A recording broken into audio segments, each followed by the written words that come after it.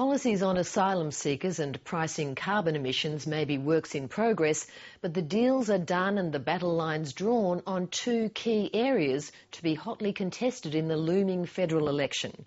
Namely, the government's proposed new mining tax, coupled with its proposed increase in compulsory contributions by employers to workers' superannuation. The government will go to the polls defending both policies, with the opposition steadfastly opposed. The electorate must soon choose between the two. But should Australians be content with the level of political leadership that's been demonstrated on such vital issues? The former Governor of the Reserve Bank, Bernie Fraser, thinks not.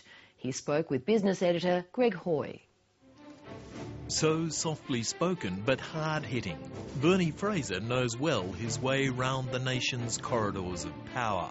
After 35 years spent as a public servant, 5 as head of Treasury, 5 as Governor of the Reserve Bank, he's worried protecting the national interest is not as important to poll-driven policymakers today as it was to the leaders of yesteryear. It has become hopelessly adversarial in recent times. If he has a slight limp, it's the legacy of a lifelong love of rugby league. But today it's not footballers he's keen to tackle head-on. It's politicians of both political persuasions.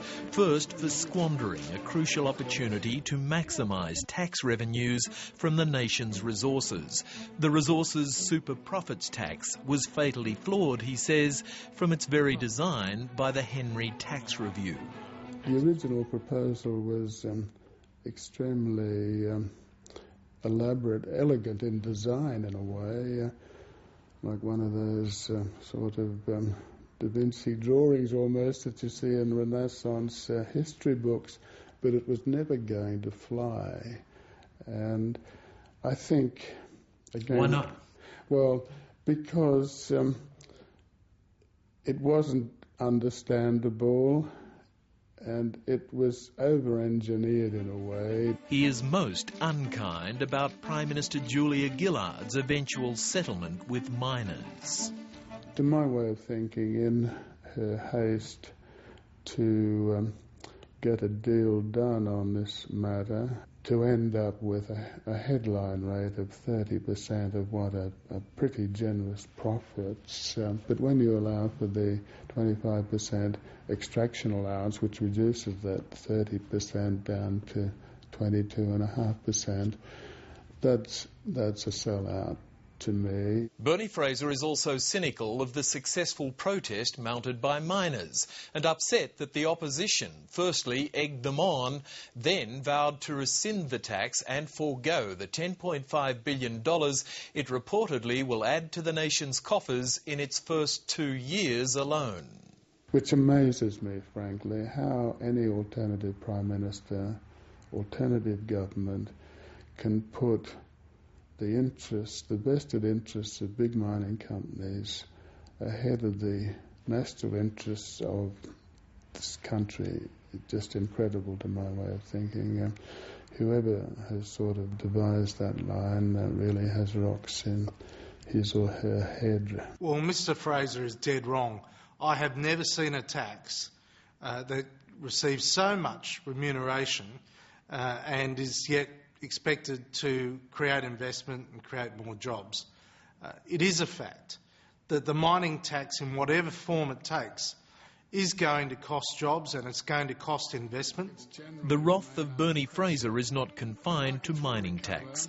And superannuation will again... A long-time cheerleader for the not-for-profit industry superannuation sector. He acts as an independent director for 2 such funds. He thinks it's mediocre for government to belatedly propose to increase employers' compulsory contributions to workers' superannuation from 9 to 12% of wages over the next 9 years, but is furious the opposition has pledged to block even this.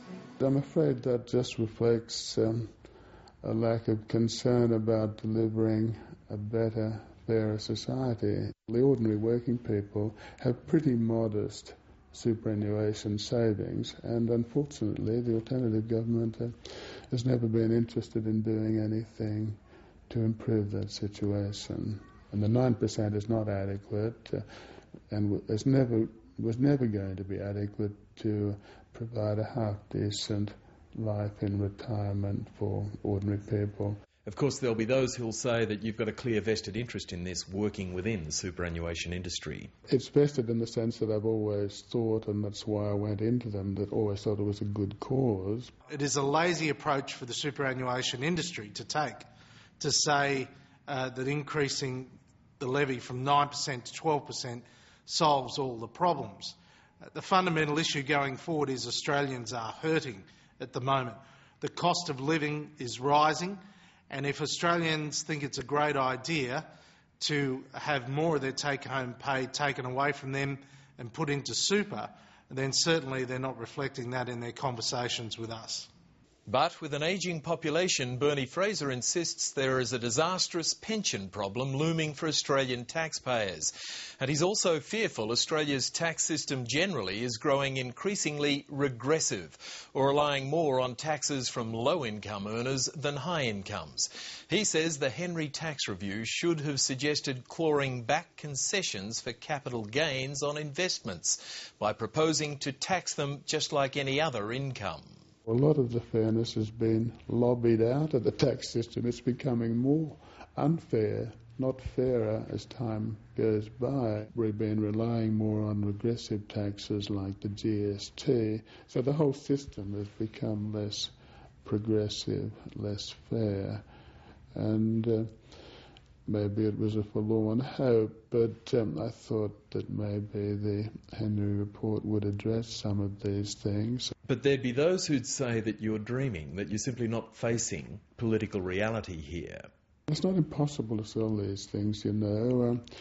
If 10 years ago, it's 10 years ago since we had the GST come into effect, and if Howard can sell a GST that was at best neutral in its impact on the vast population of Australians, if he could sell that, and the government can't sell a fairer share of super profits from mining companies without a great hullabaloo, something is very wrong. And what's wrong is what's lacking in the lucky country, he claims.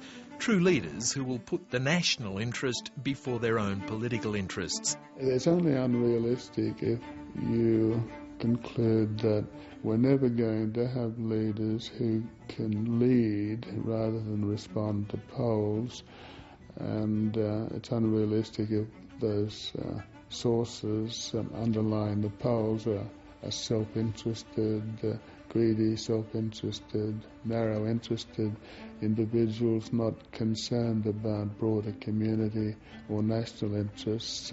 Well then, one give the game away and do your own thing, I suppose.